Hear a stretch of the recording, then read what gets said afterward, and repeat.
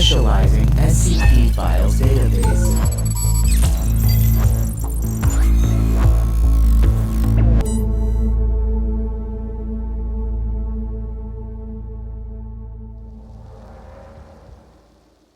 Item number SCP-3001. Special Containment Procedures.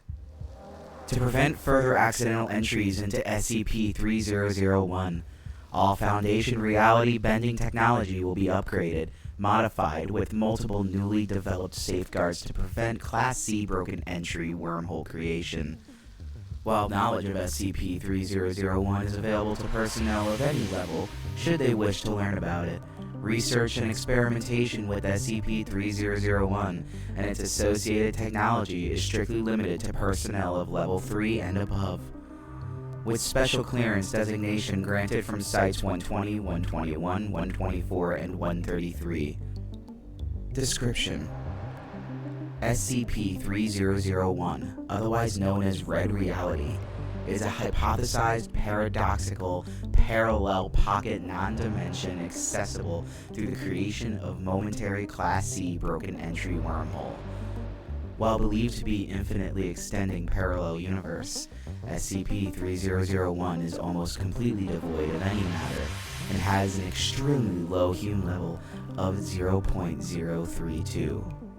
Contradicting Cagel's laws of reality with the relation between Humes and space-time, this phenomenon causes matter inside it to decay at an extremely low rate, and damage that would otherwise prove fatal does not impede any biological electronic function.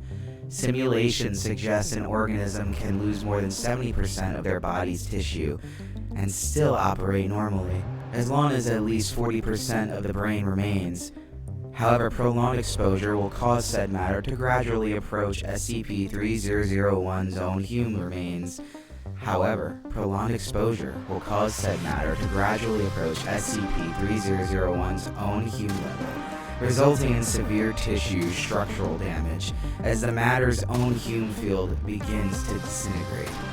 SCP-3001 was initially discovered on January 2nd, year 2000, at Site-120, a facility dedicated to testing and containing reality-bending technology.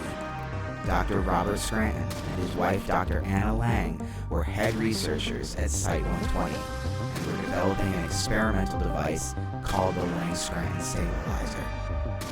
Dr. Scranton was transported to SCP-3001 after unexpected seismic activity damaged several active LSS in Site-120 Reality Lab A. Initially presumed dead, Dr. Scranton has survived in SCP-3001 for at least 5 years, 11 months, and 21 days. During this time, he was able to record his experiences and observations within SCP-3001 through a somehow still functioning LSS control panel, which was also brought into SCP-3001 with him through the Class C broken entry wormhole.